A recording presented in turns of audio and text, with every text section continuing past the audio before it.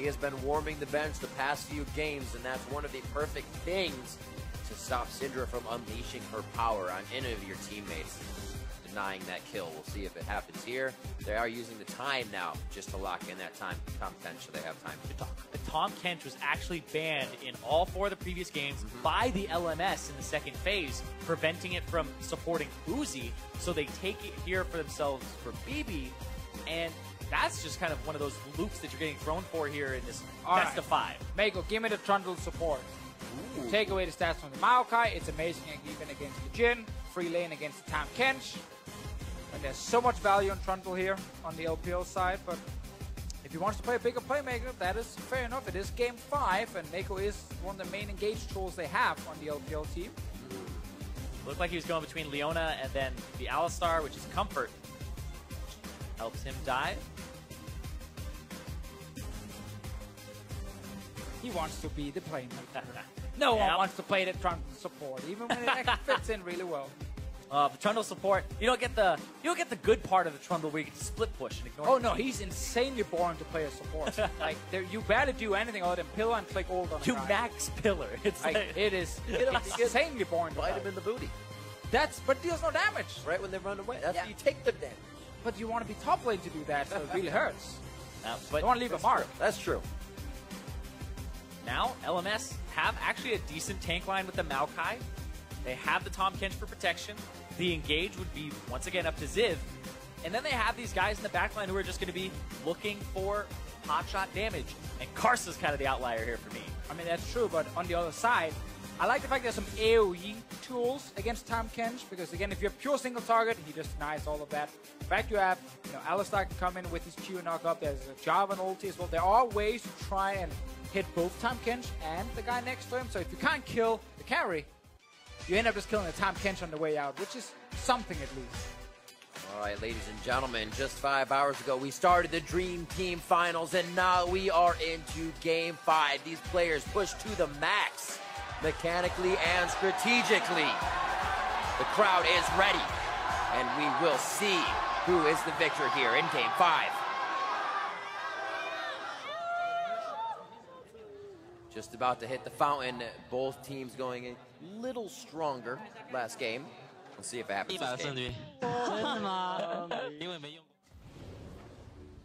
Quick insight into what they were thinking. I agree with everything they said. I'm on board. I hope they do it. As long as it involves a lot of fighting. The fans behind them, players now take to the rift. They have been seeing the signs, hearing the cheers as they come back out onto stage, get a little reinvigorated here as they get one last go.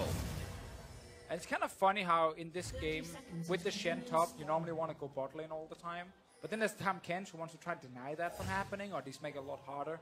Because Maokai versus Shen, like, teams used to like picking Shen against tanks, because the tanks couldn't really do anything in Shen early game, and you would just play to the other side of the map. You would trade TPs, then you would use ult, and this tank couldn't follow. He can't really take the tower top lane either. And you just get in a big advantage with your AD carry. In this game, because of Tom Kench, it gets pretty difficult to do. Yeah, you end up making a play towards the bottom side, gets disengaged. And 957 looks like that Shen does have the grasp. It'll give him some extra damage and HP later on. So he's definitely looking to trade in the lane. So we have the pause come out here. And boys, BB is fixing the issue himself. Yes. Self-sufficient fix. You see we have QC coming out on the stage. Classic issue if it's the mouse problem where the wire is not long enough. And therefore you can't move your mouse properly. Water spill? No, I'm just It's kidding. another one. It's that first time Jin. He's trying to feel it back out. Also coming in with the comment and boots 4 pots to say, hey, Klepto, Ezreal, you're going to get a lot of potions in lane. I'm going to also try to heal out and dodge a bunch of this too. But keeping it safe. Easy start for Jin. All right, let's see if we can fix the issue right there with the mouse. And then we should get back into the game as fast as possible. But once again, we talked about the top lane matchup. Jungle-wise, Kha'Zix going back to the Kha'Zix himself. If you want to carry a game, I mean, that's the kind of jungler you can do it on. But obviously, in terms of your pure, early ganking impact, it's not the greatest. I mean, everybody's kind of cared about this game so much between these two teams. And when everything's on the line, Karsa's like, he's been fearless the whole time. It's time to go back to that Kha'Zix that he solo killed Faker multiple times on. Was Right. wrecking That was the amazing. game. That was such a sick game from Karsa. And when the cards are just thrown out on the table, this is what he's picking.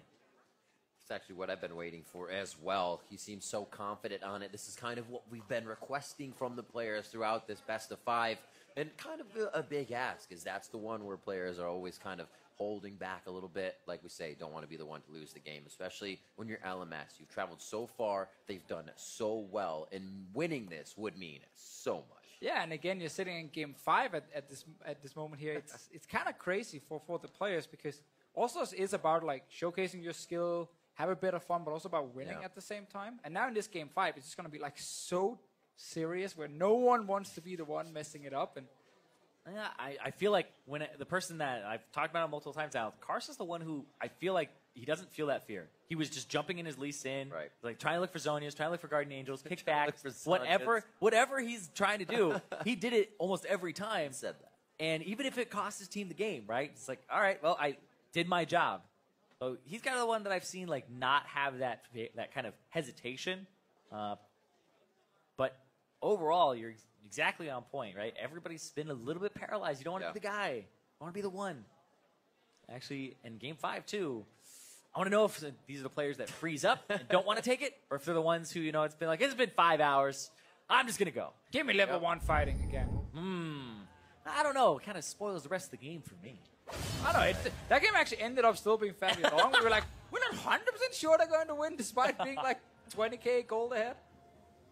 Always a question. Always a question in a league. Should be, but Yeah, I know. It's like, play perfectly, please. What? From our point of view, it shouldn't be. Yeah. But they can see where Karsa started on the top side of the map. 957 invading to make sure. And what's that? Actually, MLXG, where's he going? Blue to red? Yeah, they leashed the blue for him, so he's rushing into the enemy jungle at the moment. If you just pan the camera down to that red buff. Ooh. Where did Jarvis? Because Karsa's going. Karsa's going. That's Hitting where in. the action's going to be. Little low, smite on both sides, so they're going to be able to get the HP back if they do go for the fight. He sees it's there because of the mark still being on his hand. That has not disappeared. He's going to be able to take that one out, and exactly feels pretty bad because he's not even going to get the flag and drag on Fofo from Karsa's call. And I like the play here from Karsa just saying there is a chance he's just straight invading my red buff because they leashed for him. It's a good communication from the bot lane as well, and then doesn't like do a camp on the way or anything, or just rush straight to stop it. Yeah. He managed to actually pull the red buff to his face. It looked like he was going to start the Wolves there, just turns W's to heal himself. And it was like, that's just such great instincts, like you said. What's the worst that could happen? Worst is he gets to take it. If he does this route, what's the worst that can happen? Oh, he sees him there. And I like that. Level 3 double buff gets the Rift Scuttle as well, while MLX is just getting to level 3 at the current camp. So Karsa is already on the map. CA playing the top side, knowing that's where his jungler is. That kind of gives a little information to Fofo, but they're already pretty privy of where the junglers are at this point with the hovering of Karsa on the bottom side. MLXG, however, so he's going to take advantage of that. Ward placed nicely by Karsa to let him know a little early info on when he needs to leave.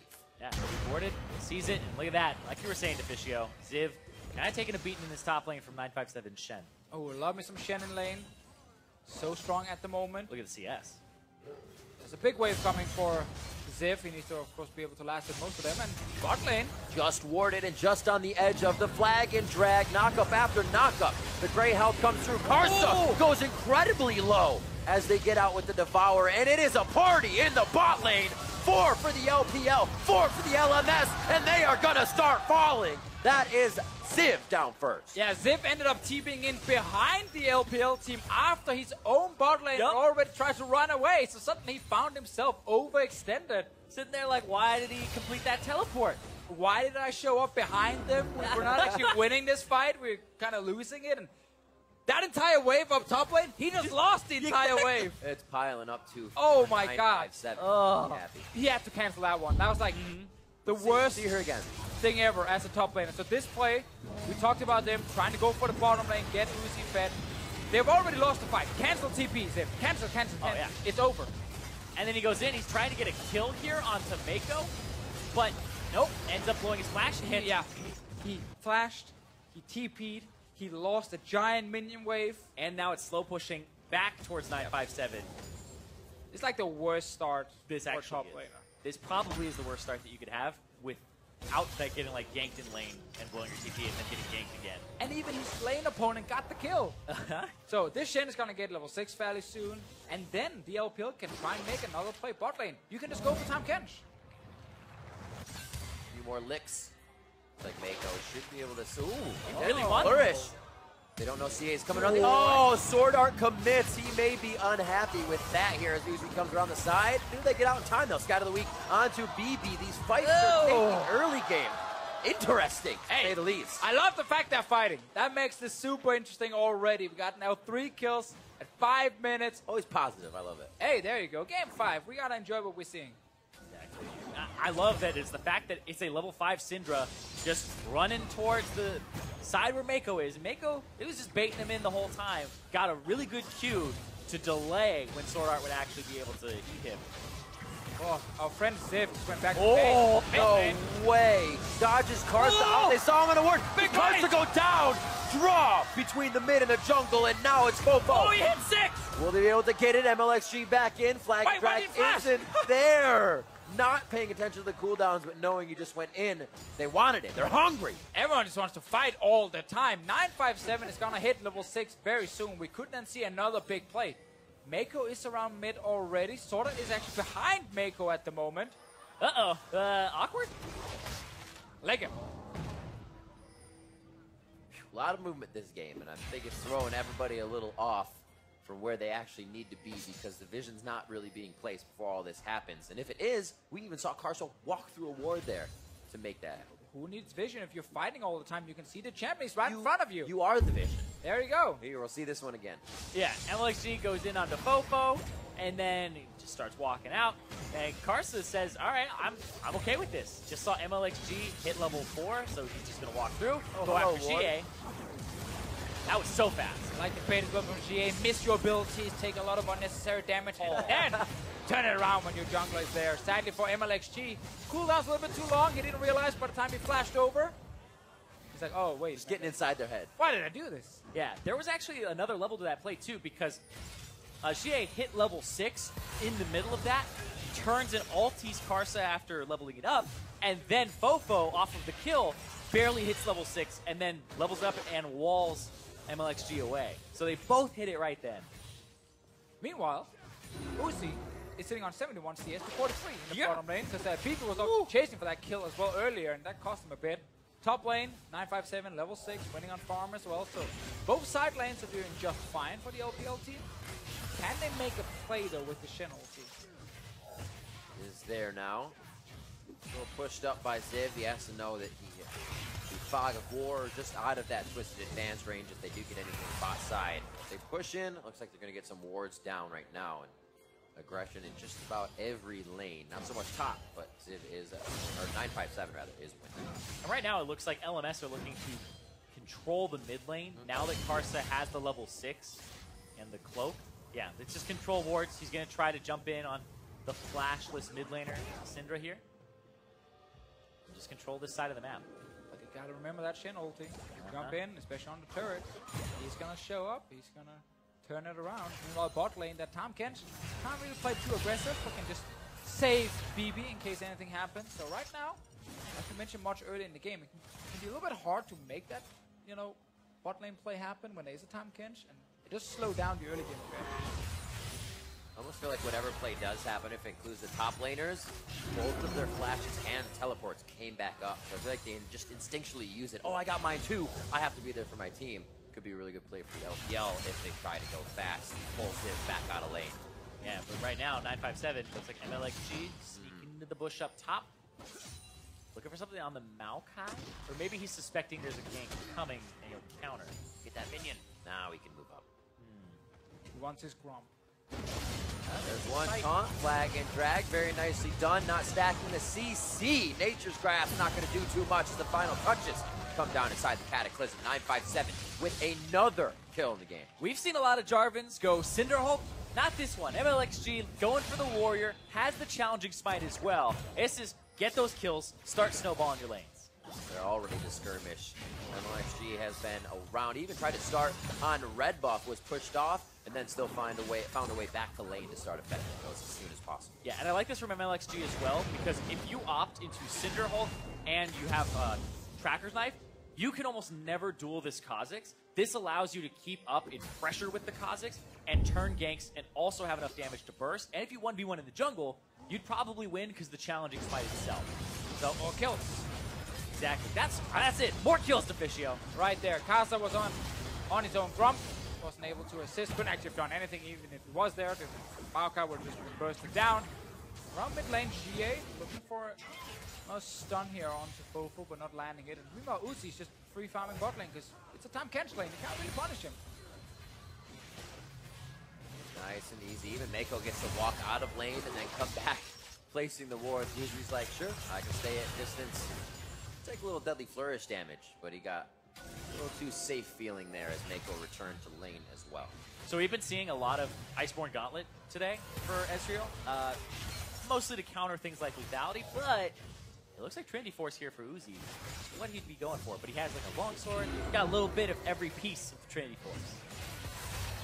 Well, I think it was you who always told me, he's like, you're gonna go back for a buy. Don't just get the mana one. Get health, get something else. But no, he's doing what he has to, keeping himself charged up, stacking the tier, and using that mana right now. We're going to see what the pros want as they make their way through these games. 4-2 as Ocean gets picked up for the LPL. Even better, man. Staying a bit. Yeah, so good for them in this early game. They get the best early Drake they can. They're winning around the jungle matchup. They're winning in the bot lane as well with the Ezreal, who's just going to power farm and get so much extra gold with his runes. It's kind of scary at the moment. Oh, Everyone's that was fine! LPL not in a good spot here. Stand United does come down. MLXG safe, but he doesn't get Shen in the ultimate, and they are going to be taken down too. MLXG goes down, and Karsa in the trade. Fofo trying to run into this. Mana's low for both mid laners as they just go tit for tat, waiting for Mako to get in range. And this will Voyage. Will he be able to get the licks down? Good. Pulverized there for Mako to get to safety. His sword art cannot lock it down. Yes, he's just there to help. Wasn't delivering anybody alongside. But that was actually super good from MLXG for the knockup. That was just style points there because Karsa was invisible. I like how he just wanted to force that so bad. Yeah. He just went for him like, I need a fight here. I got Shen ulti. Where was this game 2? Where was this game 3? They needed, well, before 20 minutes, they did this. After 20 minutes, we got to judge them. Let's see. MLXG wants to fight here. Sadly for him, the Shen is not really in a position to join. Oh my word. That was just so well played. Not super effective, but very flashy. Yeah, but the Maokai interrupt there prevents the Shen from coming through, and it definitely helps Fofo live afterwards. He's right in front of me.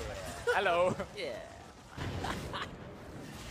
Yes, I mean, just to be sure. It's all stars. Got an old and cute guy. It's all stars. You're looking for that sick team play. Boom. We got it there. MLXG top lane again. Last time this worked really well. Just destroyed Zip, who's had a rough game so far in the Maokai. Ooh, he learned though. Oh, there's one a ward in more there. forward ward, and you let that wave push in. Oh, it doesn't even matter. Look at that electrocute damage as well. It's passive from Jarvan, MLXG, a little bit in there. Yeah, something that's actually making Jarvan pretty damn powerful is his W counts towards electrocute charges. But hold on, speaking of powerful, Karsa, stealth, coming out. Oh, there we go. Ooh, less than 100 HP. Oh! The taunt in time. Karsa's able to finish the kill. Looks like he's going to waltz out of this one. Clear path from Zig and Fofo. Love the sneaky plays here. Kaza just hiding in the jungle, knowing, okay, there's a high chance MLXG's going to walk back in here. So much burst damage. It's pretty scary when you're playing against the Kha'Zix. He's the new Evelyn. He can be anywhere, and then you have to always watch your screen. I know like people love to look at lanes when they're just jungling and walking around, but instantly on top of you, you have to react. And MLXG was on top of it. It's just so much damage. And he's so squishy with his build as well, because he's obviously going for a lot of TPS on this Jarvan here. Also gets the red buff as well on the way out. So they're going to have that 9 fight, 7 to be right on his back as they fly into these fights. And he's already had the 2-0-1 lane, so hopefully he can be a little bit tankier than MLXG would obviously be coming into these fights. Fofo picks up blue buff as they transition that one over. It looks like CA is going to get himself a back here. Get some items and just head back to lane with vision, really. And make sure they keep it safe. And he's been doing well for himself with the Morellonomicon, the 3 kills, and the mid lane focus that's coming through. Keeping even with Fofo here. And Fofo has been having a fantastic series even when behind. Great tournament. We're even looking at like the rise, right? From the 80-minute game. Still very relevant at all stages of it. And like you said, a great tournament.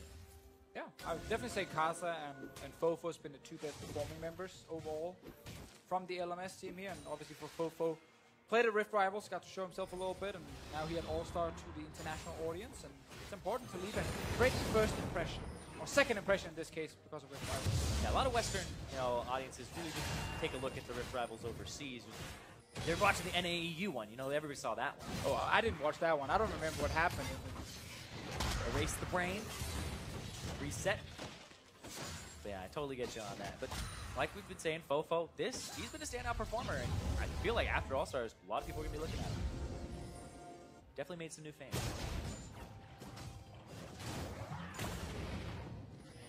Slow going after the first few fights here. Looks like they do want to get something activated. 957, not afraid to do a little back and forth with Ziv on the top side. But luckily for Ziv, it's the first time really MLXG has not been here. They know that's on the bottom, and they're setting up a little bit of vision on the dragon. Yeah, every time MLXG moves down to the bottom lane, it's either to get Drake or to try and make sure Uzi gets a bit of damage on the bottom lane tower, and they just kind of slowly grind it down. Kaza actually went Hex Drinker as his first item after Warriors here. And there's a lot of physical damage still he needs to deal with on the side of LPO, but let's see what happens here. Ooh, CA gets pushed back immediately. And MLXG isn't in range the whole time. Tries to go for the Fofo kill. Gets the Cataclysm. There's the Stand United. That's going to be Karsa going down as well. And MLXG just needed the shield right there from the Shen. They knew 957 couldn't join, but there was enough to make sure MLXG could secure 2 kills. Yep, Ziv and once again throwing out the ultimate to interrupt the Stand United. But like you said, that's all he needed. The Warrior coming through for enough damage to duel the Kazakhs. And MLXG with the more aggressive build having to pay off this time. Exactly. He's going to be so fed in this game now. 2 kills, 4 assists. Going to even get down a mid lane tower, at least get it very low. Let's see the play here. Shen ulti is ready, so it could be used already on GA, but I don't think he's ready for it. He's going to get called around now, and then GA is basically dead. It actually ends up being better being used on MLXG because they may have been able to blow him up immediately. But right there, oh, so well played. Damn, that's so close. Also gotta love the Triumph field coming in after the first kill. Yeah, a little bit more ready for the next one. Got a feel for Ziv. He tries to get to 957 as fast as possible, but the shield is the shield. Once you get that off, you're good to go. If you're staying, it just means the fight won't be there with you. Yeah, he still helps MLXG. Yeah, it looked like GA tried to ulti at the end. All the balls kind of converged, but they didn't actually go off. So he didn't even get that ultimate off. It's back up now. It's like fire, fire, press, press, press. Yeah. Just have to try as hard as possible.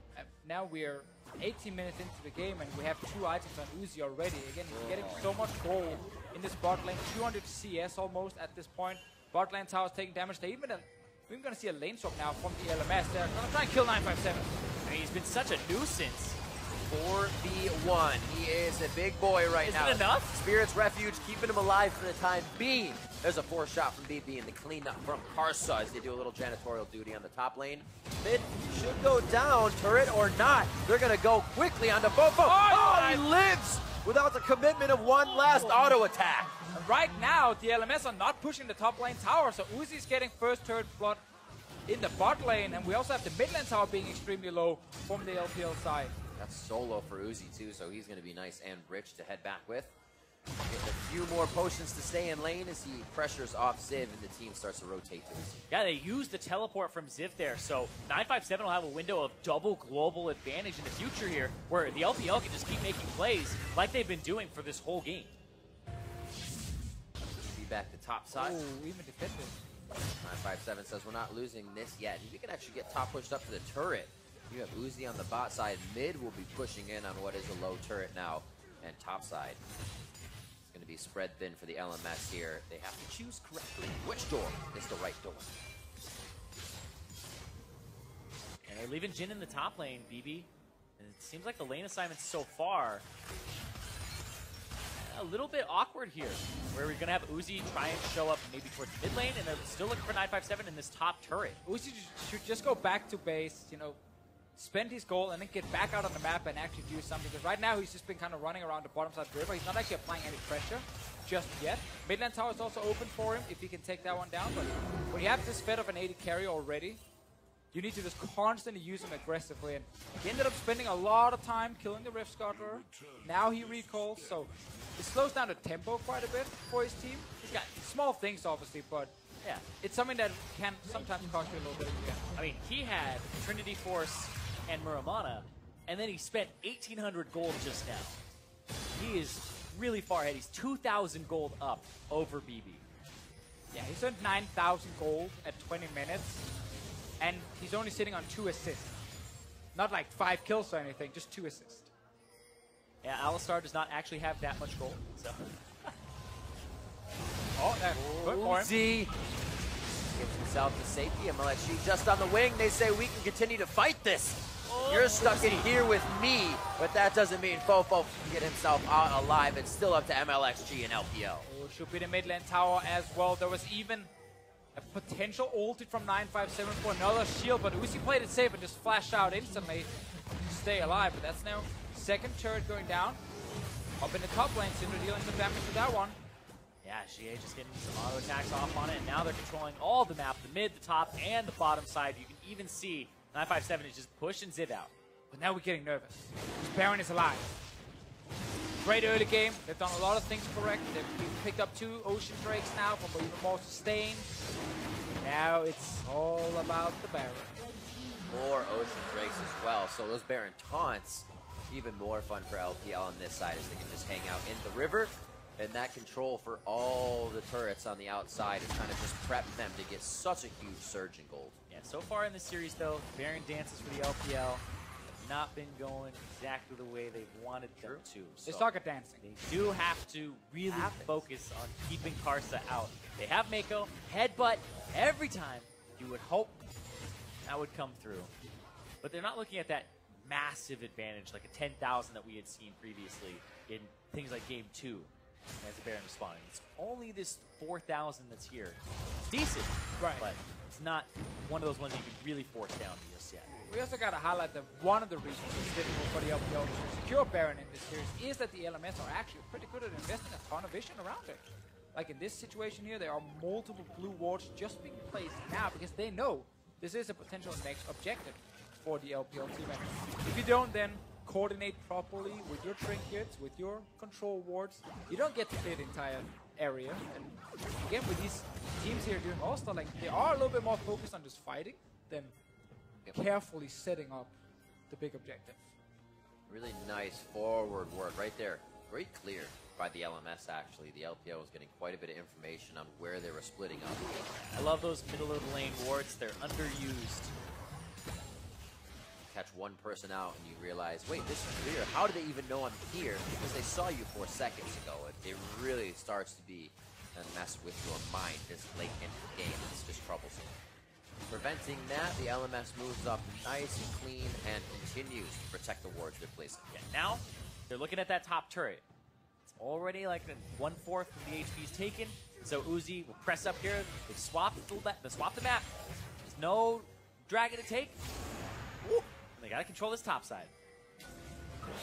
Bug getting a little too close for comfort, but no initiation there.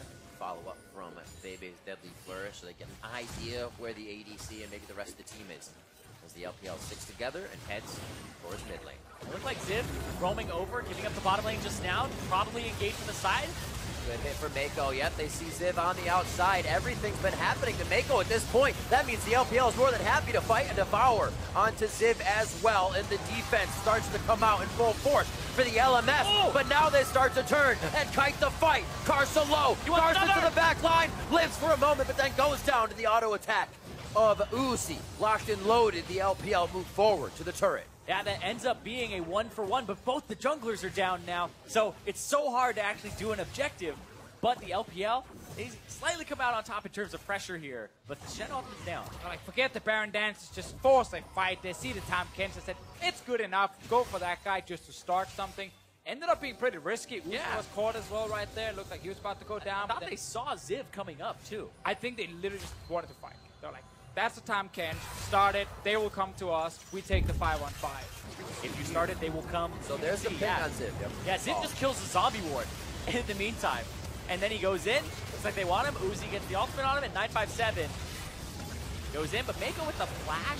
And it looked like the auto for the stun there. Yeah, definitely got the stun off, but then in time Kench denies that one. And in the end, because you're forcing the fight so hard, you end up not getting the proper setup for yourself. And like you're using a lot of the wrong targets, and that's why it's just a 1-for-1.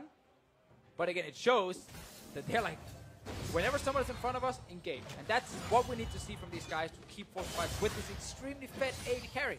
Uzi's on 3.5 items at 25 minutes. It's insane. The other person, BB, just has 2.5 right now. And we're looking at a lot of gold from the Kleptomans. And the turrets being taken in. Him on the bottom side of the map, farming it up. There's a lot that goes into Uzi. And the 300 CS he's about to hit at 25 minutes. Yep. Currently 3,000 gold up over BB. Oh, wow. It got even further ahead there. Before it was 2,000, got himself another 1,000. And those are, some of those are expensive items. The Trinity Force in particular, when you're looking at the inventory, versus the Yomu's Ghost Blade, the Dust Blade of Drakthar. These are items that, well, they're not the biggest ticket items, but they're still ones that are completely formed. It's 2.5 versus 3.5. And Uzi, like you've been saying, Officio, get involved. Keep going for those fights when you have this power spike.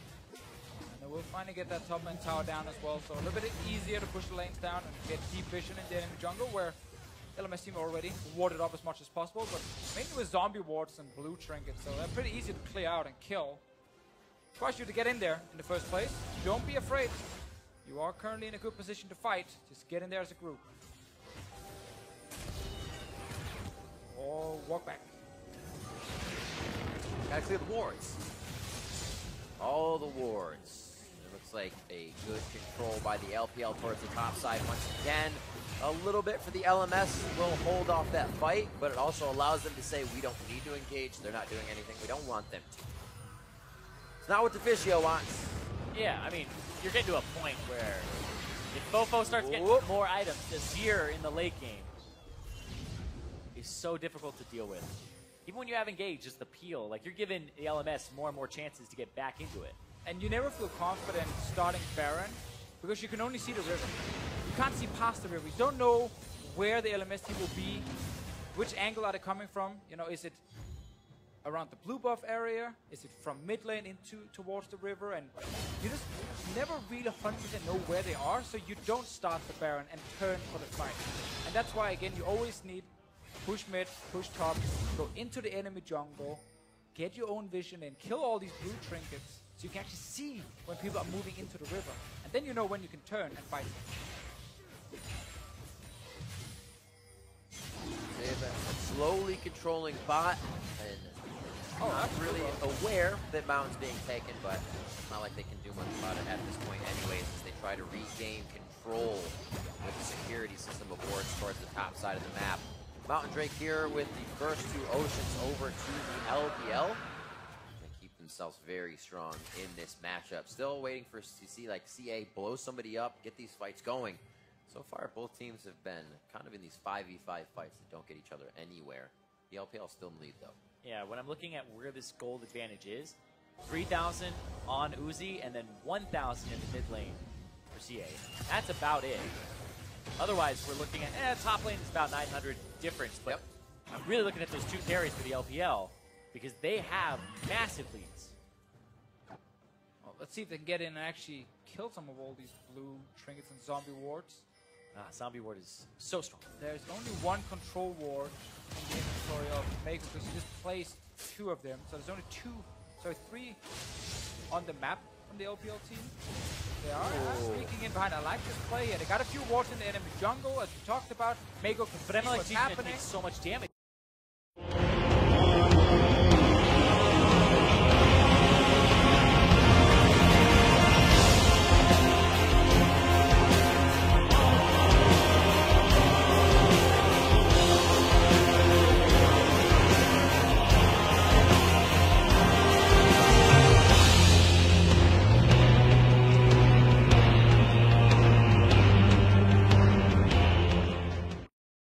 The one we just saw here, and it worked. So they secure Baron, 29 minutes into the game. They got 3 Drakes already.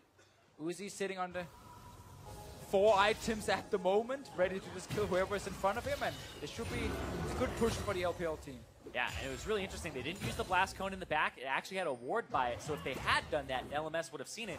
But it's Uzi just going over the wall, as well as MLXG after clearing the vision. And it was a fast Baron.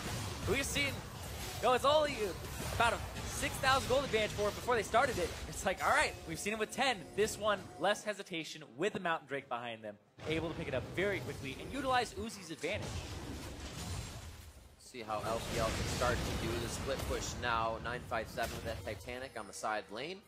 Can get himself in with the ultimate, so he's going to have to pull somebody away. And looks like they get Ziv for a moment. He doesn't expect Uzi to be there in what would have been a split push, but LPL is all over the place currently. They have that Baron buff. They can go ahead and engage.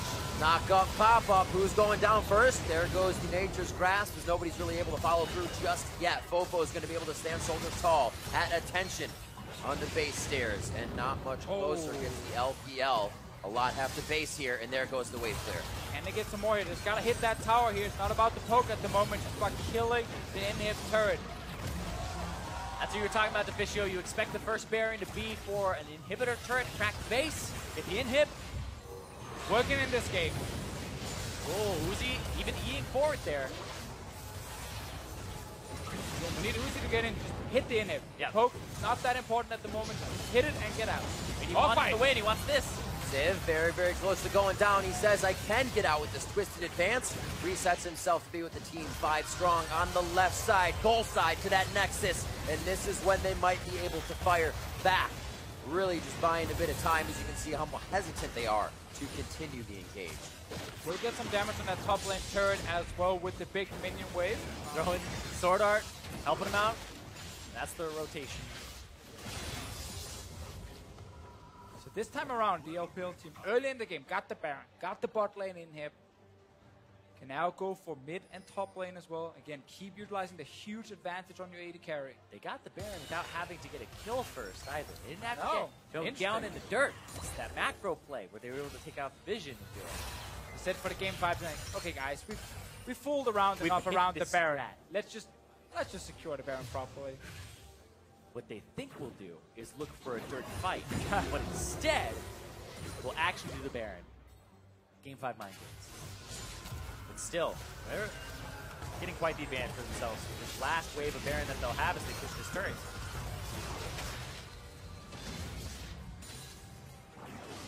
Uzi's almost full build. Hit onto Ziv. Do they really want to put that much damage onto him?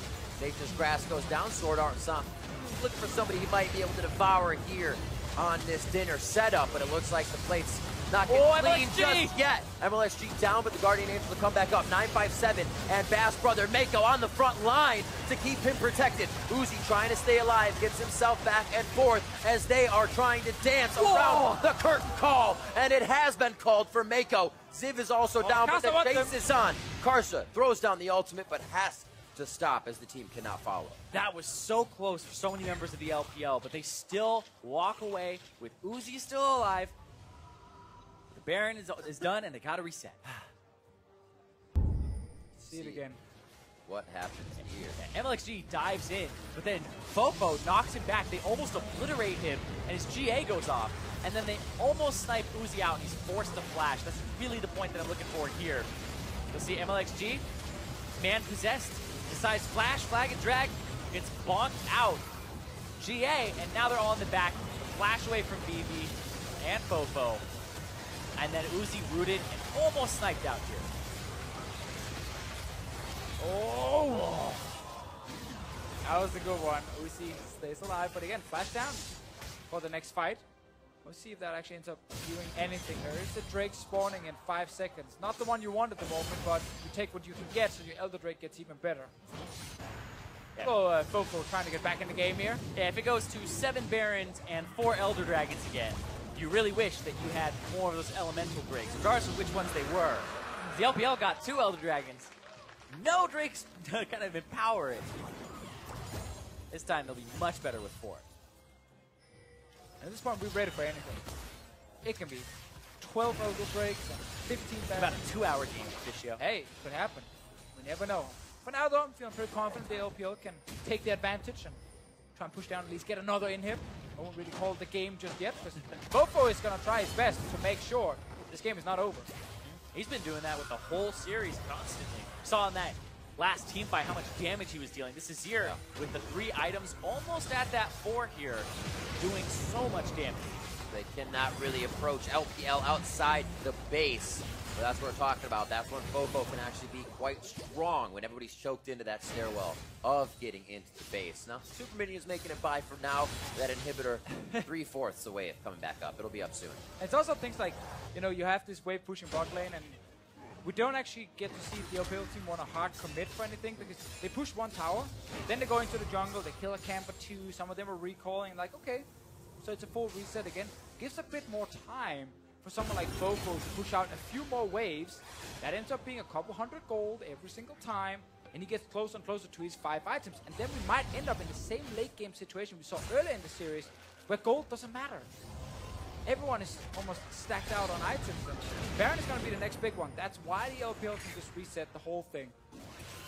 They have control wards on Mako, and 1 on 957, so again, it's not a lot. And there's a lot of blue wards now being placed by the LMS to figure out what's happening. And it looks like that bottom inhibitor is very close to respawning here.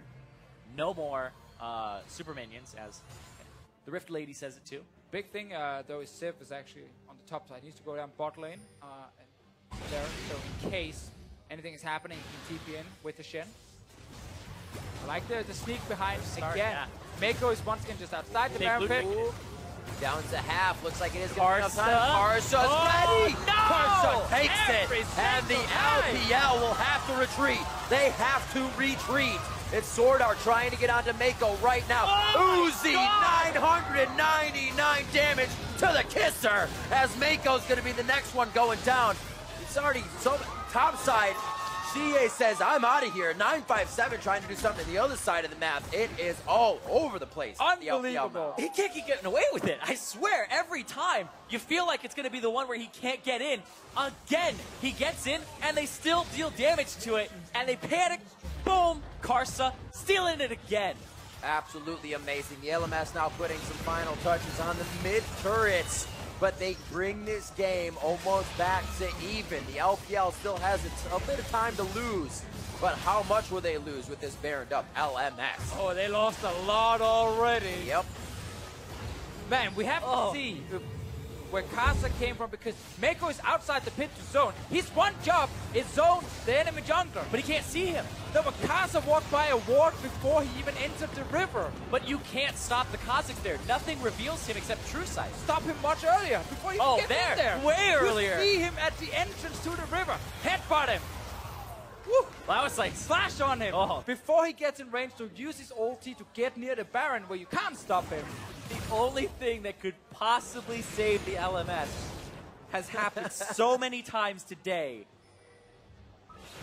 It's no longer just luck. called it luck, skill. the fish, No, yo. I said skill and luck. Now it's just skill. Cataclysm hits. He's going to get the Dragon Strike coming out. They actually want this so much. 957. They gotta kill him. Flash is there. They take him down.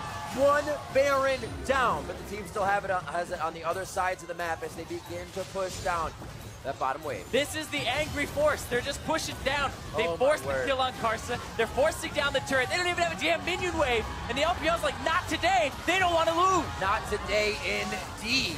Quickly getting out of that one. Do they want back in? Knocked up, popped up. Ziv needs to get himself back to safety as Swordart helps with that. Fofo, soldiers at attention at the beginning of the fight, and 957 has to get out. They have to leave Mako. He's almost just dead to rights, and the rest of the team tries to get themselves to safety. Bot lane is pushing, so they have to react now on the side of LPL. Well, they got that mid lane inhib, and they also made sure the LMS team couldn't push anymore with the Baron buff, at least for now. But look at this here. 4 members rushing straight for that mid lane turret. And it looks like they were defending bot side Yeah, there for the 4 LPL. members just went bot lane. All right. Just minions. They get a cannon minion to push here too. BB is going to try to deal damage to this turret. Chunks it out to half. They got to be careful. They saw Karsa clearing minions on the other side of the map. But wait, almost taking down 957, the tankiest member looking pretty squishy right now. On the other side, MLX3 tries to stop the inhibitor from going down. Yeah, but with Mako down, who's the easiest form of engage here, besides MLXG trying to get in. Uzi, though, he's out of position. Tries the 1v1 Karsa. Uzi gets himself to safety. The Deadly Flourish almost takes him down. Whoa! Back and forth. Locket comes out. Shields come out. MLXG lives. Sword Art gets Fofo back on the swoopy dude. Gets himself to safety. Ziv now gonna go down as he overstays his welcome. Take a bit. Eventually. There you go. One kill. There we go. They got one kill. Mid inhib is already down. Bot lane inhib is the target, but the Elder Drake is spawning in 8 seconds. They already got 4 Drakes under their belt.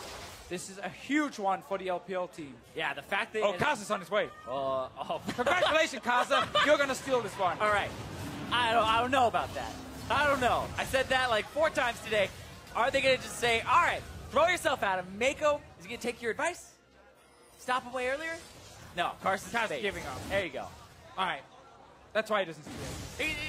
Even he doesn't believe it anymore. These games are getting more and more even. From 1, 2, 3, 4, and now scraping our way into 5. 12 to 12. And finally, a decent gold lead. I don't even know, 75,000, so 3 isn't really decent at this point. We're getting back to that point where it doesn't matter.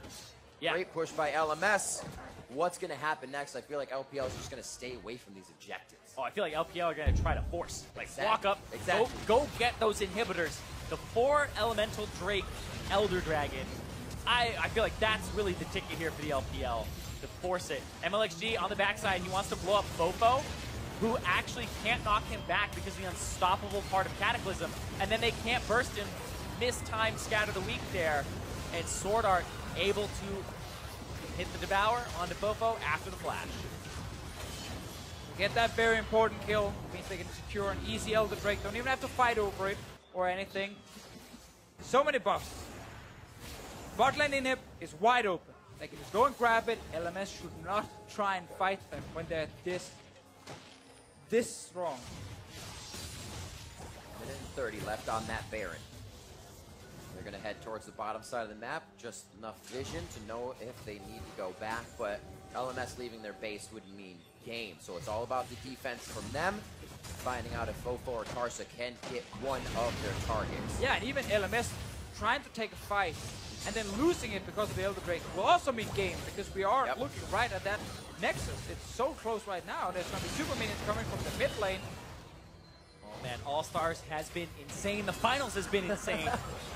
And the last competitive match of the 2017 year is coming down to the wire here. Just almost cresting 6 hours of play for this best of 5 series. The LPL and LMS at the end of their thread here. The inhibitor open, as you said, and that's where LPL is going to stay, as mid lane might have those super minions soon. A good push out gives LMS a little bit of breathing time to continue focusing on this bottom inhibitor that is slowly getting whittled down.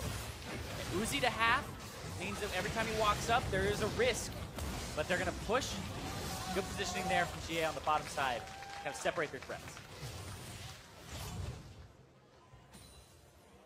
Safety in numbers. I don't think anybody's going to leave each other's side at this point as they make their way out of the base. And that's going to be Elder Dragon falling off right now. We have a TP from Ziv.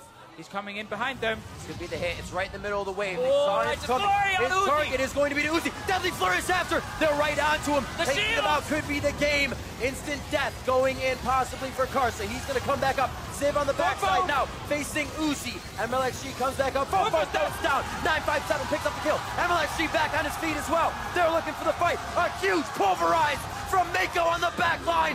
Ziv is down. Baby in the eyes of the LPL. And he will also go down. LPL is on their feet. The fans are on their feet as the LPL will look for the Nexus. Uzi lives. The whole team rallies around to protect him. And they raise the puppy to Fischio. They did it, and the strategy pays off with a protection. Coming in a 6-hour best of 5 series. The players stretching their mentality, stretching the strategy. And the LPL All-Stars will be your 2017 Dream Team champion.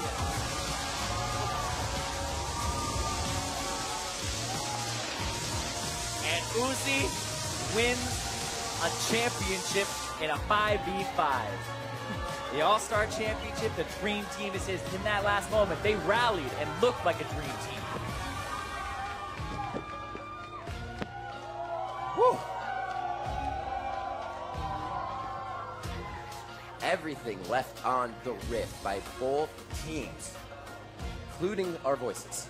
It was an intense series, Yeah, for sure. That was Really a intense very series.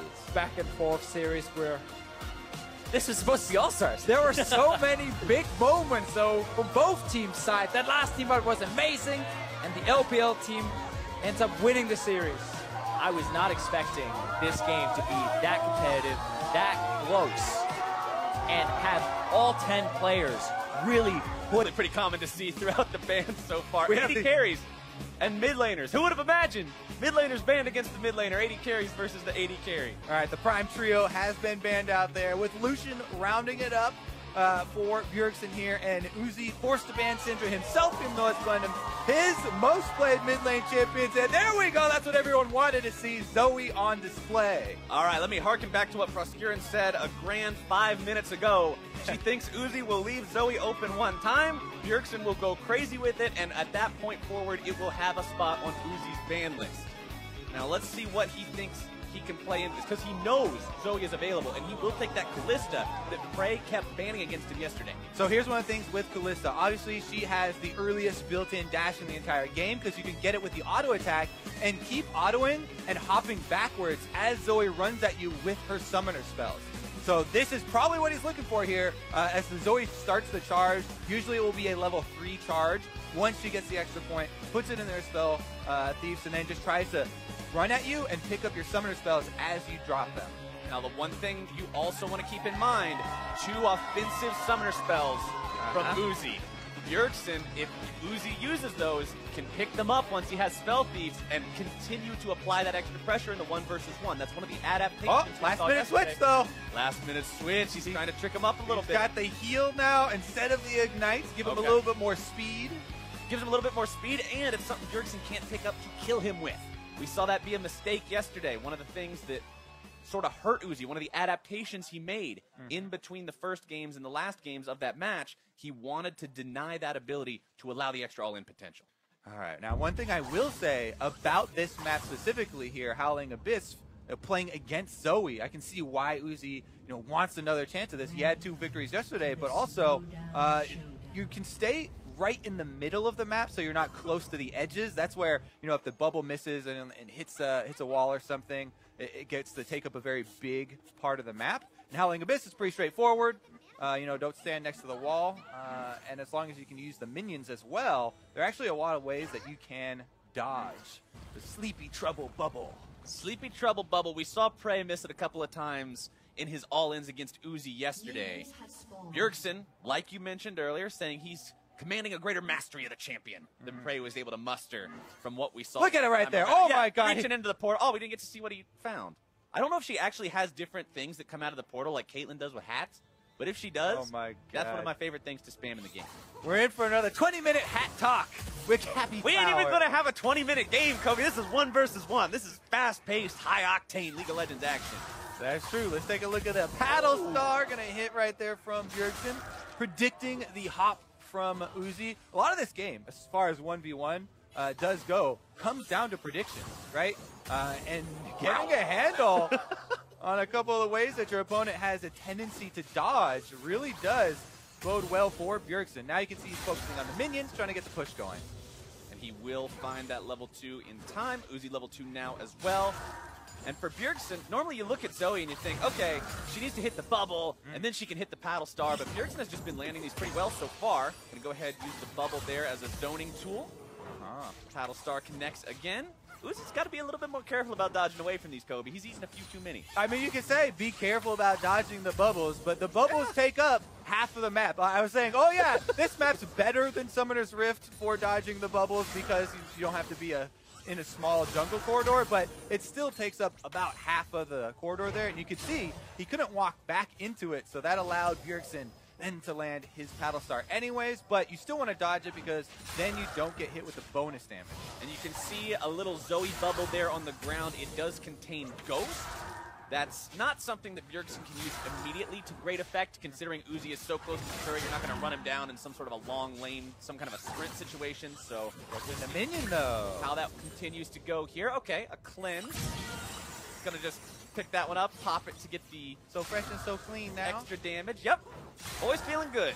Uzi continuing to farm up. He's feeling all right, too. 21 to 24 in the CS department, so very even farm between these two. So many times in these 1v1s, you see somebody play, you either play for farm or you play for push. And both these guys seem to be playing the farm game the same as Bjergsen, looking to go in now, able to find the Sleepy Trouble bubble. Paddle Star finds its way onto Uzi, who pops the heal. Oh! Nearly down. Barely walks away, but he has both summoner spells remaining. Yeah, very close right there. Uzi almost able to get off and finish up Bjergsen, but now he is going to get the recall off, it looks like. So Bjergsen pushing the cannon minion wave into the turret. Will Bjergsen go up and grab that heal, or will he get back right now? I'm going to go with option number 2 because it's later, and I can see that he already chose that option. I was going to say, you're cheating, and you're looking at the monitor that has the option anyway. You already know. Meanwhile, he was able to perk up the extra 4 potions right there for Bjergsen, so he has a lot of sustain coming back to this matchup. Yes, Uzi is an AD carry, and he does have lifesteal on the double Dorans, but that doesn't mean as much as the constantly chugging potions that we'll see here. Bjergsen now trying to thin out the wave, see if he can look to gain control again. And I mean, potions are such a big part of these 1v1s, right? It's like Papa Smithy said, this is laning. You are essentially just playing through an exaggerated laning phase that the jungler can't mess with. And you've got to respect the value of the potions in that. Bjergsen going to go ahead, drop an Ignite that he picked up onto Uzi there. Battlestar trying to come back in. Does manage to find him, utilizing the ulti. Nice job there on Bjergsen, giving himself that extra little bit of range. But Uzi still looks just fine, using his own potion to heal back up. Bjergsen feeling a bit more comfortable now. Has that extra reach with the ulti, but you have to remember, Zoe's ult doesn't really add a big oomph like most other champions. Well, Kallista's ultimate has nobody. Doesn't do anything on a one partner one. She actually just can't do anything with it. Bjergsen finds the Sleepy Trouble bubble. Can't get a Paddle Star in time. Just goes for the auto attack. Remember, once somebody does go to sleep from the bubble, the next source of damage to hit them will wake them up from the CC, but will also deal double damage up to a cap. So you got to make sure you try to hit him while he's asleep if you can. 51 to 46 in the CS department. Bjergsen continuing to push up now. Abuse the AoE on the Paddle Star. Yeah, that's the #1 rule of most fights, actually. If they fall asleep while you're fighting them, get your hits in then. Just hit them with something. It don't matter. Regardless, though, we do have some rune information coming in now as well. And it does look like, you know, we're talking about the secondary choices. Bjergsen, once again, has gone for the biscuit delivery, as well as the futures market, where you go into debt, buy some more potions, and it gives you this amount of control that we're seeing here, where he has the extra sustain. Whereas Uzi has gone for the second wind, as well as the mirror shell this time around for the flat magic resist. You know, that's coming from the resolve tree, so gives you a bit of more sustain, but not quite as high of an impact as the extra potions. Now you see, I think that's, Uzi's thinking in terms of Summoner's Rift, right? Because on Summoner's Rift, secondary Resolve Tree can be great if you're going into a lane like this and you think you're going to take some damage. Second wind's like a Dorian Shield passive, Mirror Shell, it's extra MR. But this ain't Summoner's Rift, it's over when you get a kill. Well, also, the Resolve Tree gains some value, too, the longer it goes, right? Because you went into debt to buy those extra potions, and you're constantly getting value out of your second wind, as well as the flat magic resist. So Uzi here farming up to level 7 now, and he has the Vamp Scepter, so sustain now. He's in a very comfortable spot. Plus, he has the extra tankiness. He's really been able to kind of work through the initial scary part, but now they're walking up with the redemption found from Bjergsen. I always have to stop for just a second and be like, wait, hold on a second, because I see the redemption. I'm like, nobody's playing a support in this game. Nobody's rushing redemption in 1 versus 1. That's true. And then you remember Zoe's on the map, and anything is possible. Bjergsen's still farming these up. 70 to 62 in farm, but Uzi's got a nice HP advantage for now. Steps on the trouble bubble. Bjergsen trying to make that AoE happen, does not find it, so he misses out on the sleep bonus damage. Yep, got to go with the footwork there. Uzi walks behind the minion. Instant get popped! And he takes the drink. Easy victory there. Yep. Calm Uzi. He knows that it's a best of 3, though. Can't get too excited. Getting a little big for his britches, jumping in like that, straight up in Uzi's face. Had very little HP remaining, and Uzi punishes. Yeah, Uzi, he played the grind game. I was just about to talk about how he walked behind the minions, so even though he got hit by the Sleepy Trouble bubble, they were blocked by the minions, and then Bjergsen found himself very far up, and Uzi easily able to take him out, rends him down, and takes first blood here on the Howling Abyss. You can see Uzi there with that clap. He knows he did good. Only got to do it one more time, and that trophy is his. He gets his back-to-back goal. Good. Yup, the man did what he needed to do. It was looking a little sketchy there for a while because he was going down in farm. Bjergsen had controlled the waves better overall up until that point. Doesn't matter how good you control the waves if you jump into him and Kalista spears you. He's got his resolve tree, gets a bunch of lifesteal, grinds it up, and he's finally able to close out. Now let's see. What is Bjergsen going to go to in his time of need? Because this is just a best of 3. He can't lose another one. He's going to have to go to one of those flavor picks or cheese picks or whatever you want to call them that we were hyping up. Everyone keeps saying, oh, Mike Young's been practicing with him. He's got cheese picks. Oh, my God. Everybody's going to be. What is it going to be, Captain Flowers? What's your cheese pick? Oh, my cheese pick is in Zhao because I only played 2 champions, so I'd probably play that if I was in this, but that's why I'm not in this, Kobe, because these guys have a little bit more up their sleeves than I do. My sleeves are a little bit constricted. Uh-oh, more chapstick. More that's chapstick. The answer. That's the cheese right there. You got to get the chapstick, make sure the lips are comfortable, then you can start thinking about what you're going to do in the game. Out of the game, that's what comes first. It's really about the second layer of protection there. The first layer just kind of softens it up, but now he's ready. Now he's ready to go. But you know what I want to see in this second game is whether or not Bjerg takes the same approach to it that we kind of saw Uzi and Prey take to their third game yesterday, which is where they took the same champs that they had played earlier, and they had both lost once on each. So you're saying it's not the champ, I messed it up. It was my fault, it's not the matchup. Does Bjergsen see it that way? Is he comfortable playing the same matchup again, thinking he just misperformed it? Or is he thinking, okay, Zoe into Kalista doesn't do as good as I thought it was going to do. Too bad, Captain Flowers. We will never get to the center of that Tootsie Pop. We will never know the answer because Uzi has banned it out. Well, Froskuren, you were right. She said he was going to play against it one time and then ban it away, and Uzi will ban it away in the second game. But you're giving free credit there. She said he was going to lose to it. Froskuren, you were wrong. I rescind my previous comment.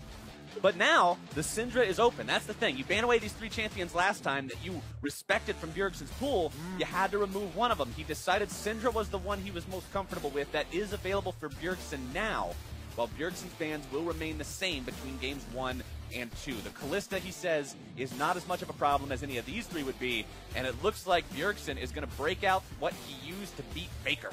Oh, baby. In the same matchup he used to beat Faker. Who's the better Syndra? Uzi or Faker, then? Is Uzi... So wait, if Uzi wins this one, do we say that Uzi is the better Syndra than Faker? We probably say Uzi is the best player in the entire world of all time since the beginning. No, we'll have to... He'll have the dial it back a little bit. He'll have the 1v1 trophy. He will have won the matchup that Faker lost.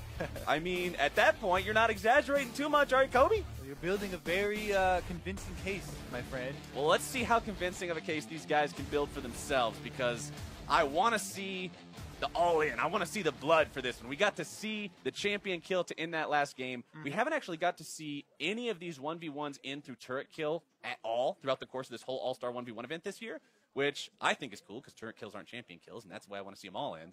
So hopefully we get to see this one go down with an epic 1v1 fight. I think if we do get to that point, it's probably going to be an advantage to Uzi, because Uzi is the one with the level 6 ultimate that is designed for solo kills, whereas Talia, not a very useful ultimate here for the Howling Abyss.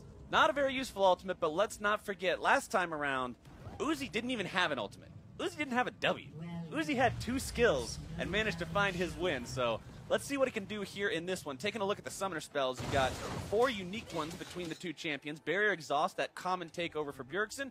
Uzi swapping it up, going to that Silsal special we talked about yesterday. Ignite and Heal on this Syndra. Some extra burst power, some extra survivability, and movement power to maybe step out of the way of something coming from the Talia if he ends up getting himself in a rough spot. I like it.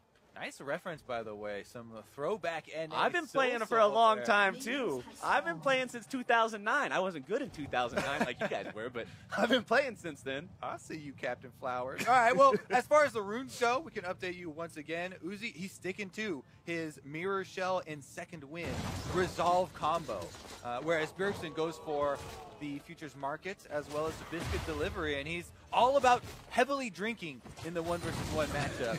Gotta keep chugging those potions and going back to base. We know how Bjergsen likes to play this one. He wants to shove out, pressure Uzi, keep him under the turret, make him have to respond to the minions, and win through that sort of pressure. That's how he managed to beat Faker.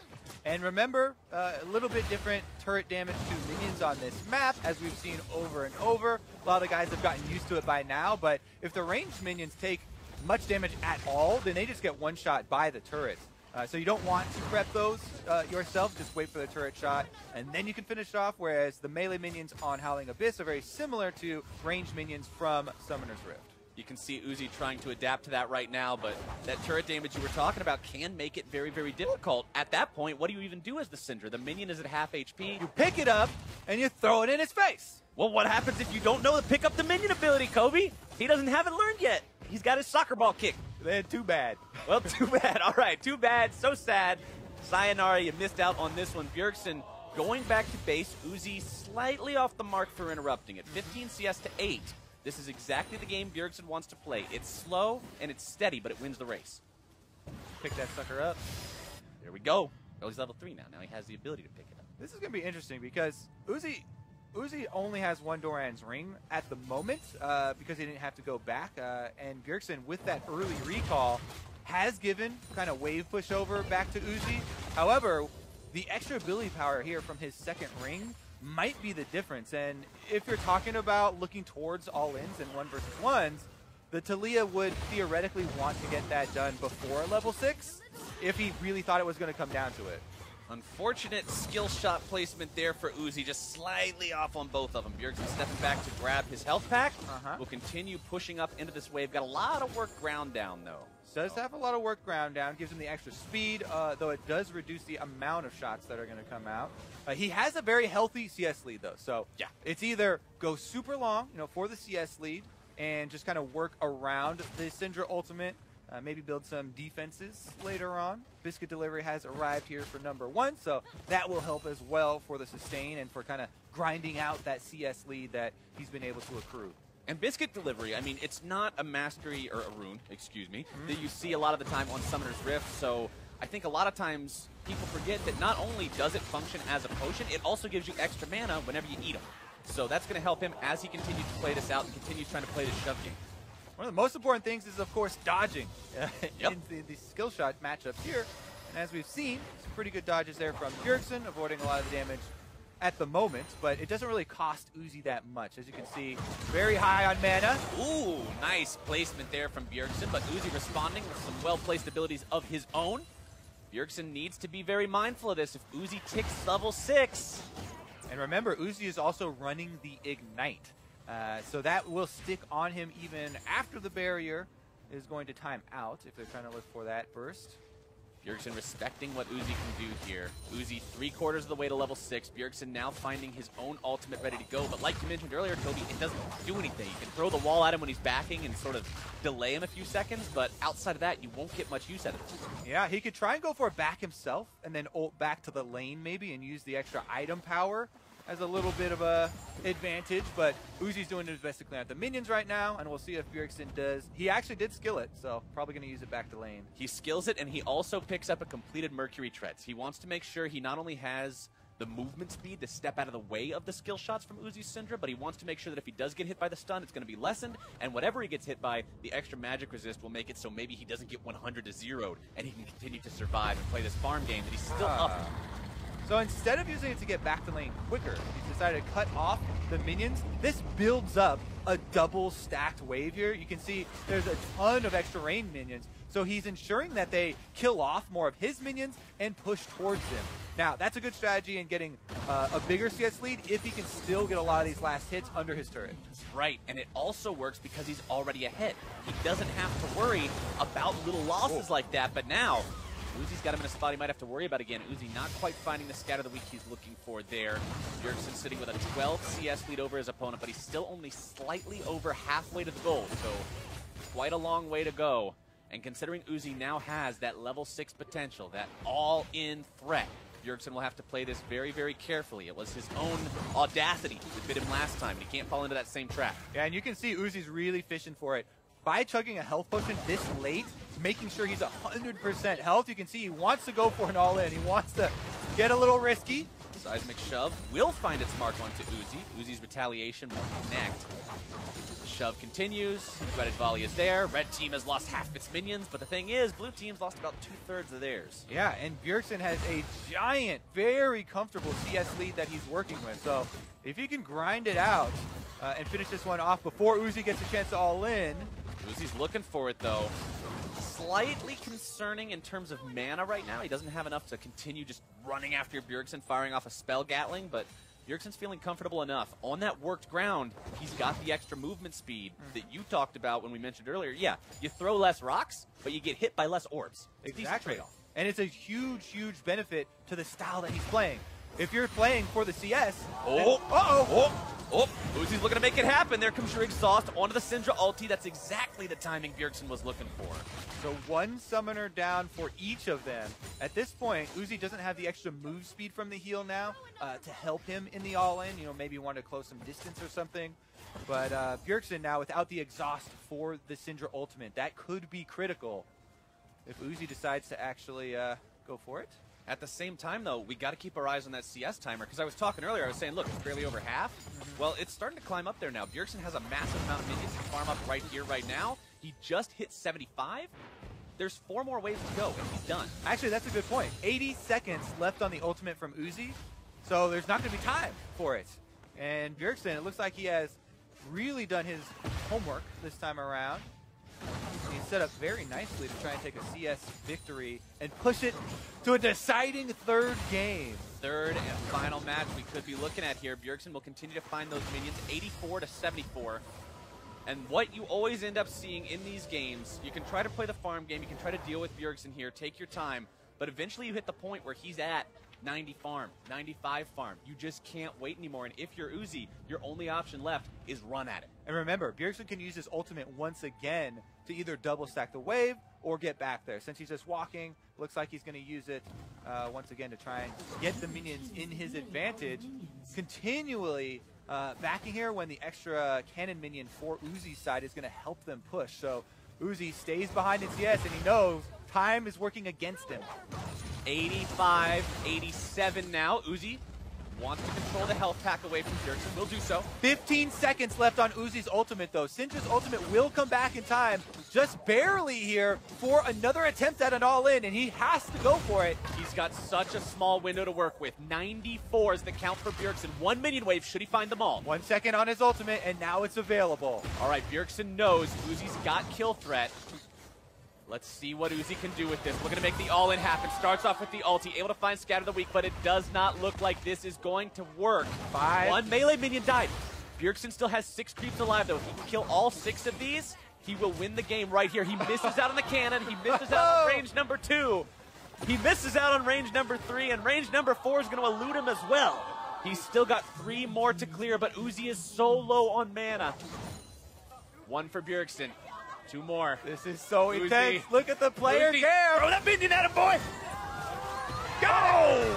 Bjergsen, CS victory to take us to game number 3.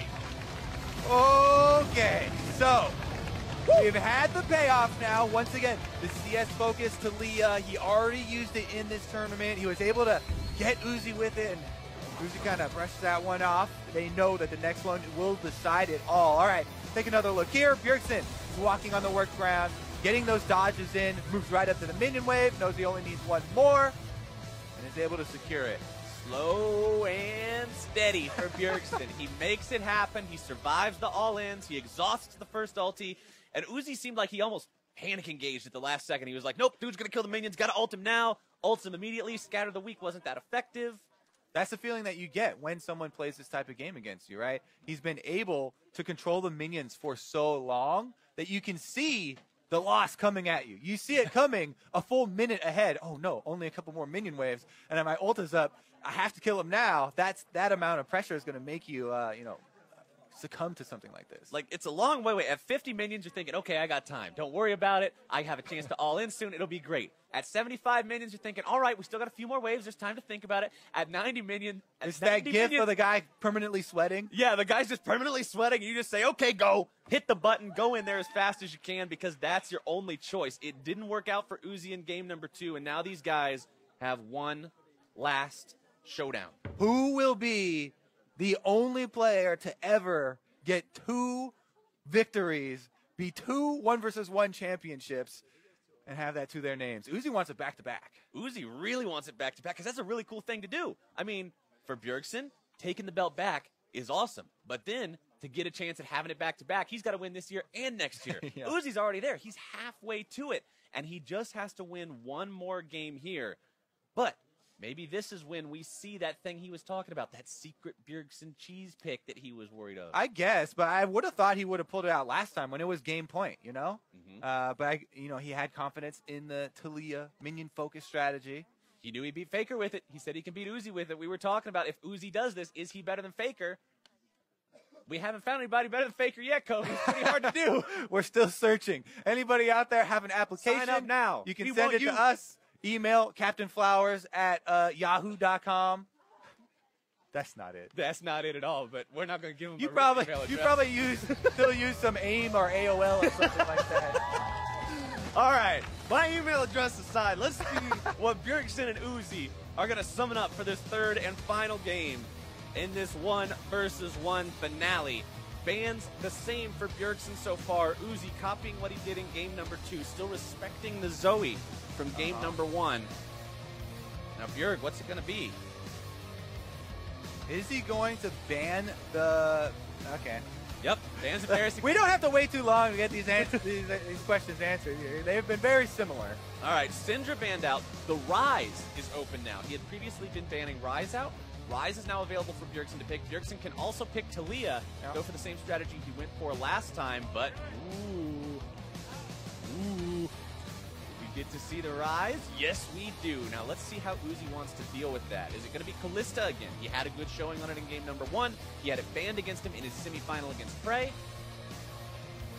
I'm a predictor, man. I did it. God! Put me on the analyst desk. Captain Flowers from the future here. Yeah. No, don't put me on the analyst desk. I probably just talked about Skarner. Let's not do that. But in this game, Exhaust, Barrier versus Ignite. Uzi might change him at the last second again. We don't know, but Rise does not have the ability to steal the summoner spell away. So if Uzi wants to go full offense all the way in with those summoners, it could totally work here. He can't. It's just so difficult against Rise. There's a reason why so many of the mid laners just love this champion so much, even though a lot of the teams weren't able to find victories, and notoriously, Rise did not have a very good win rate at Worlds. However, in the 1-versus-1, this is where he's going to shine, right? He has the Rune Prison. He can just lock down the Kalista, remove one of her greatest strengths with the mobility, and then Rise, once he can proc the passive as well, you get your own mobility as well as an extra shield. So, Rise side, but Uzi was already able to take down Bjergsen with the Kalista in game number 1 and able to grind it out till he got a bunch of lifesteal and just control around that mid lane. I want to see if Bjergsen ends up using the Rise ultimate to make this happen, because Bjergsen has been part of some of the most iconic Rise ultimate moments in the North American LCS, and I want to see if he can add another notch to his belt with the All-Stars. Would you rather have him pull something crazy with Rise ulting minions and having some weird like double minion wave strategy, pushing in and getting a turret kill or something like that, or would you rather have him go for a kill like we saw with the Tom Kench earlier? I want that one. Yeah, that one has champions killing champions. The first one only has champions killing minions. That was actually my favorite 1v1 of the entire tournament.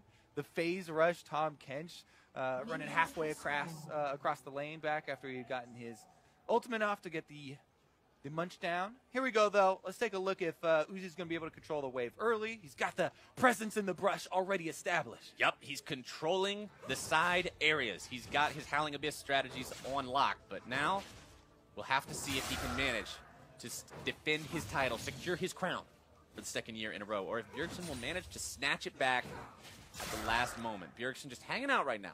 Not wanting to go fight the Kalista mano a mano at level 1. Rise doesn't have multiple spells to work with at this point. Only has the Overload right now, so not really going to worry about it. Just wants to hang back, not risk the health bar early.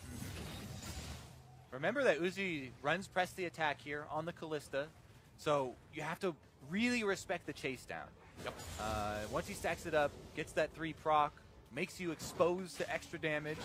Well, I guess it doesn't even have to stack her up there. It gets some nice harassment onto Bjergsen, who was just walking too close. Just a freebie there. Bjergsen will try to farm up as good as he can. He is down in levels right now, so he doesn't want anything to do with going up towards Uzi for a fight.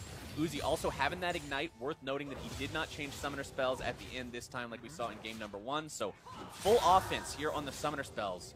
Bjergsen with Exhaust and Barrier, he'll be having a little bit more defensive capability for himself. Let's see how well he does farming up underneath this turret. It's going to be a bit difficult, I think. Yeah, let's see. So none of the rain minions right now would die to one shot except this one on the very top. Cannon minion goes without him collecting any gold. So do the melee minions. But he's no, a turret shot onto Uzi. Has to worry about the rend. Very unlucky there. Bjergsen backing himself up. He actually gets the better of that trade thanks to the turret. He has an extra potion as well. Remember, starting off Dorian's Ring versus Dorian's Blade, you have 1 extra pot. Yeah, and Uzi with a dominating CS lead here, absolutely crushing it. So Bjergsen already in the position where he's going to have to look for a spot in the game to try and get the 1v1 kill. Because Uzi, once again, on the AD carry, he's getting the minion wave control. He has a bunch of life steal. The tables have turned this time, Kobe. Exhaust comes down. Uzi looking to continue this fight. Nope. Just ran. That's that disengage I was talking about. The Rise can pull off. When you rune prison, you proc your passive, you get your own shield and a little bit of speed to walk away. It actually baits out a summoner spell advantage here. So Bjergsen may want to reset and then look for the all-in, or sustain off of the biscuit that has been delivered to him. Well, he's definitely not playing for the farm victory. 14 to 34. It's just, I mean, we're only 3 minutes into the game, but it's practically a non-viable win condition at this point, unless he can just start zoning Uzi completely away from participating in the game. With low enough HP, he'll have to get back, so let's see what he does come back with, see if he does decide to go for some sort of an all-in. Uzi taking his health back is going to make things worse. Yeah, there's so much of an advantage to controlling the early waves. Not only can the enemy not fight you in the minions because they'll take extra minion damage, but you get access to these runes that are going to give you all your mana and health back. So Uzi is able to get off his recall, buys... Never mind, changes it. Ooh, okay, dagger. Hanging out, waiting for money, waiting for some more money. Okay, long. Uzi's got plenty of money, dude. Yeah, he's ready to go. Ready to go. Pointing the spear straight towards Bjergsen. This one's for you. He's calling his shot on his way back down. He sees the back-to-back championship in his sights right now. 42 CS to his name. And level 6 acquired. Level 6 acquired, which means 3rd point in Rin. Yes. That really important power spike. 3-0-3-0. The skill allocation if you're playing Kalista on a 1 versus 1. Not much use in allocating your Ghost or your ulti, considering you don't have a buddy to use them with. So Bjergsen coming back now. 2nd Dorian's Ring, Ruby Crystal, Fairy Charm. What's the City wants to do here? Likely going for that all-in against Uzi. Prepping him with a little, prepping him with a little poke. Uzi does have plenty of life steal, as we mentioned, now with an extra Dorian's blade worth of it. And once again, focus on the minions. Get them pushing in his side. Once again, focus on the minions. Also, damage coming down onto Uzi here as I take a look at the inventories and see a very similar situation to what we saw in the past with potions. 1 for Uzi, 4 for Bjergsen. So Bjergsen's fine taking some more of these trades. Even if he loses out on them initially, he will heal up. He will be in a better spot at the end of the day, but not if he keeps eating those pierces. Root down. Ooh. That minion blocked a lot. Yeah, that minion, that's a hero minion right there. Uzi needs to make sure he's giving that minion a pat on the back at the end of this one. You can't prep them at all right there. Nope. That's what we talked about. The minions, if they've taken any damage like that, are just going to get one shot by the turret. So, once again, going to have a lot of room to work with here for Uzi. Life stealing off the minion wave, and Bjergsen is moving in! Almost has his summoner spell back up now as well. Bjergsen going to be taken low, goes to the exhaust. Shield also proc, looking to maybe find some more. Taking Uzi very, very low. Pierce blocked by the cannon minion. Bjergsen looking for a little more damage, not quite able to find it. Okay, this is the last health potion for Bjergsen to drink. Uzi's on a little bit low mana, but he should have enough for another rend onto Bjergsen if they get into a skirmish. Barrier up for Bjergsen. Exhaust nearly back up for Uzi. Bjergsen wanted to go for something here. Able to find the root. Looking for the overpower. Not quite connecting. Likely would have gotten the kill from that. Incredibly close right there. But that is going to be a reset from Uzi. Goes back to purchase, and Bjergsen doesn't have many options except looking for a minion swapperoo here. Throw him under the turret. Is that the ult Get him you're in looking there. for? If you're no, that's not quite it. But at least he found some way to use it. If you're trying to shove the wave up, why not just teleport the wave under the turret? I mean, you get a couple extra seconds there, right? Because he moved the minions around, so the turret started killing them quicker before Uzi was quite back. It's a small thing, but definitely there. I like the Hex Drinker pickup from Uzi here. It's going to give him a lot of extra health against Bjergsen's burst. He knows that he wins this game automatically if it goes to farm. 78 to 53, not even close. Bjergsen has to go for an all-in very soon. And as long as Uzi has the Hex Drinker, it's very difficult for Bjerg to do that properly. Uzi going back for one last shop now, picking up plenty of potions to make sure Bjergsen doesn't manage to out-sustain him. Uzi's got all the luxuries now. Picking up his fur coat so he can have a nice, easy victory here. Because Bjergsen, he's starting to sweat. As you said, the CS numbers not looking too pretty for him. Yeah, Bjergsen trying his hardest to keep Uzi away from this wave. He doesn't want to have any of his spells blocked up by these damn minions again. He just wants to get in Uzi's face and apply that signature rise damage. Don't know if he'll be able to do it, though. Time is running out. 80 CS for the LPL representative. North America's... Bjergsen's got to be careful here. Ooh. Okay, Bjergsen going a little bit underneath the turret there. I was going to say North America's favorite only at 71, so still down 10 CS compared to his opponent, and it's going to be even more. Yeah. Even the announcer agrees. Blue team is nearly out of minions. Bjergsen is nearly out of time. It's time to go. Do or die. He's just got to force him into skirmishes here, and hopefully for him, Uzi would take the fight and not focus on any sort of CS. Bjergsen wants to look for even more, but he's not able to find the damage. And remember, you still got a Hex Drinker to burst through. Uzi's at 90. Bjergsen at 75. Continuing to try to apply the pressure, but Bjergsen's going to be taken low. It's still such a difficult fight for Bjerg to even attempt to go for. Going to get his shield on that one. Continuing to farm it up. 82 for Bjerg, 93 for Uzi. We're at the point now where Bjergsen is likely going to be taken down underneath the turret. Ladies and gentlemen, you're back-to-back 1 versus 1 champion, Uzi. What a magnificent laner. He's got his fan crowd here and everything. The crowd says it all. The smile on his face says even more. The man came here to win from day number 1, and he deserves his victory here on the final day of All-Star 2017. What a show.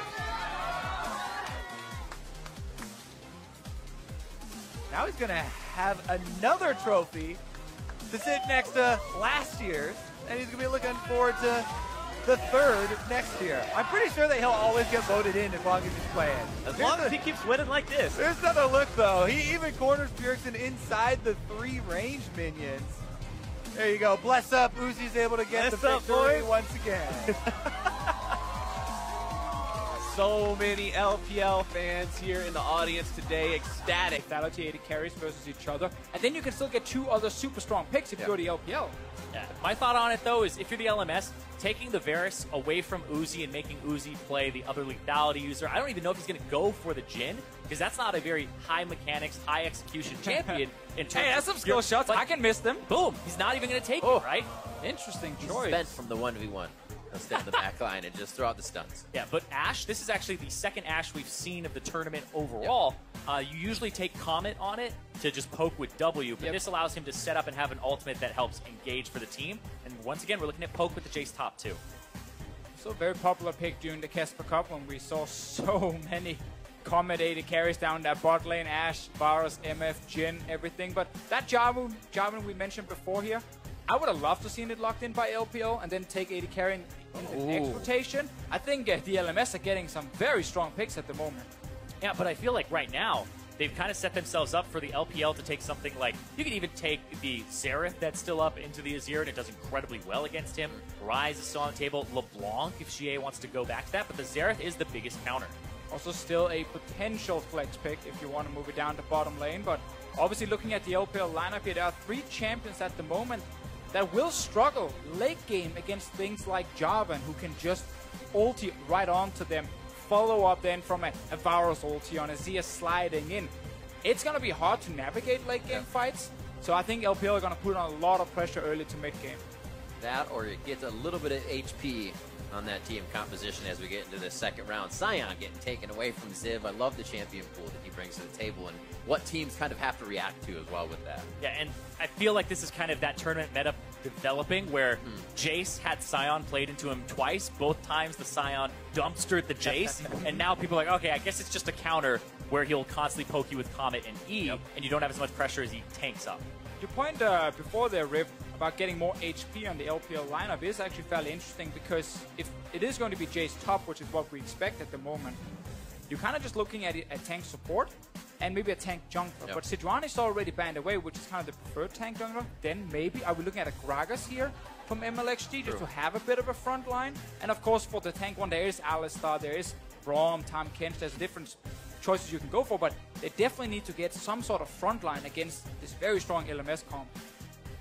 I wonder if MLXG will go for the Lee Sin and try to outplay. Oh, You can go last Azir, time. Just but keep it all early game. It's very hard to execute against an Azir. That's why I'm hesitant to kind of throw it out there. But they've already banned away something like a Kha'Zix from MLXG. And I wonder, okay, like you said, the Tahm Kench, another tank trying to make them dig deeper for these tank champions to add HP to the lineup. Yeah, exactly. Again, the Gragas is still there, and something MLXG... Whoa! And finally, we were looking at the junglers before they started with high win rate in solo queue, and Rammus was sitting right there laughing in our face at the top. Wow.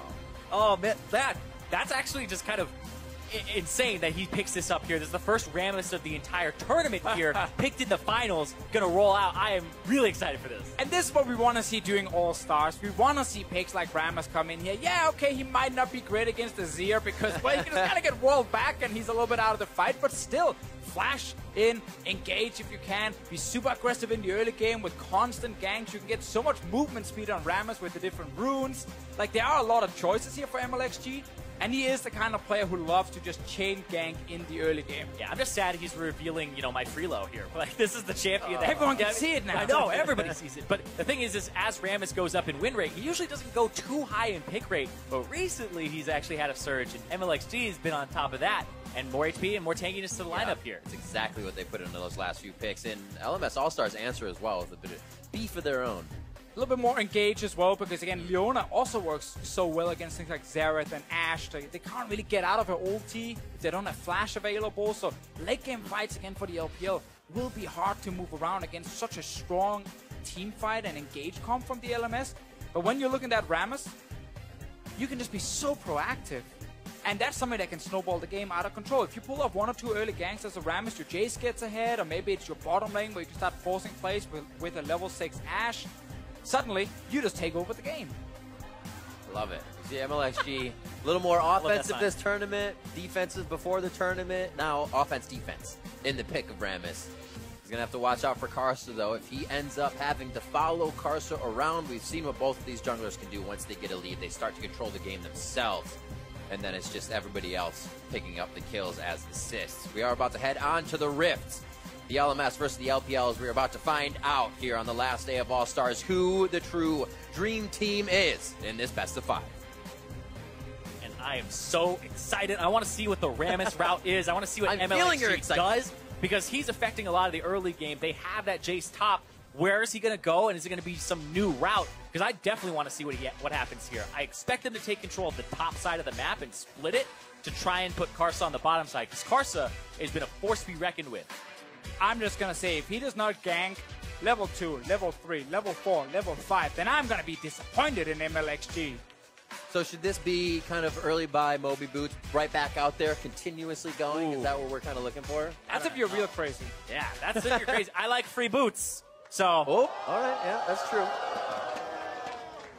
We are about to be onto the Rift. We'll see who actually can get an upper hand in this game. Remember, little advantage, I'd say, to the LPL. Uzi's all warmed up from his 1v1 situation with Bjergsen there, so maybe the focus is to bot lane to keep him hot. Well, I would also say advantage for LPL because the crowd has been heavily favored for the LPL. Very like, true. you do not usually expect to be thousands of miles away from home, and it is basically a home field advantage. Everybody has come out here to really cheer for them, and it's been an incredible weekend. You're definitely feeling it. A little bit of Worlds after Worlds kind of back here in NA.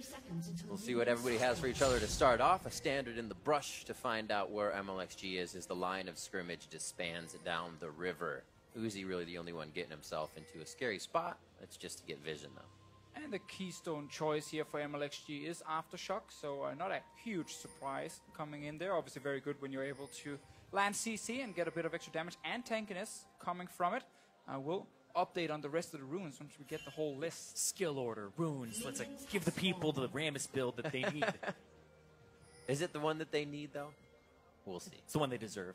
There you go. There you go. The perfect timing, clicking down for CA, so he'll be able to have that early Zanya's as that comes up for himself. So plays to be made there if Karsa and Fofo tried to put aggression early in the mid lane. And we got the full runes now.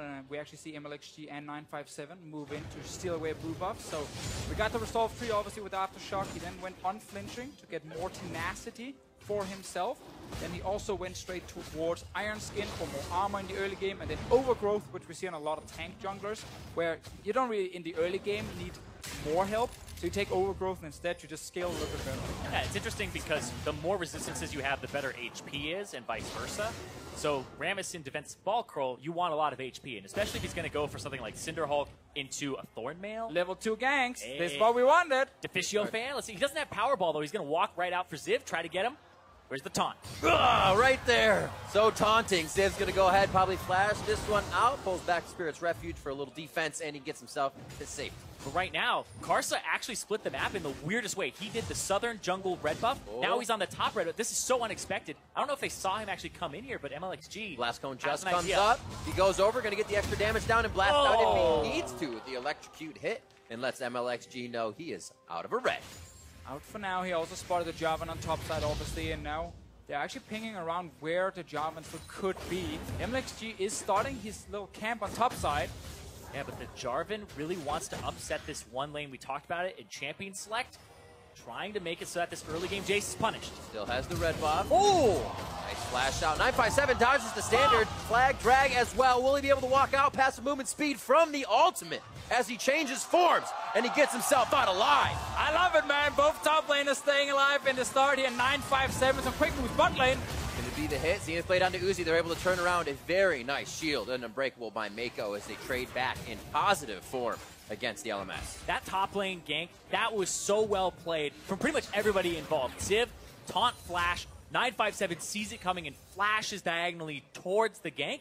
And then Karsa flag drag and flashes for the knockup finally. That was some really just next level. That's the next mind game. Seeing the mind game come after, it was so good. So the level 2 Jarvan is sitting top lane again. Hey, don't let the Jace play. That flashes down. The teleport is there. Gets himself a quick acceleration. Gate taunt is in.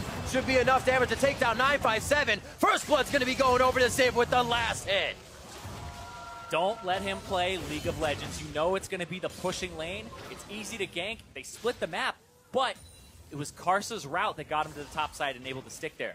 And this is how you tilt the top lane. You gank, you're only level 2. You don't go back to base or start farming again. You just sit top lane and wait for him to...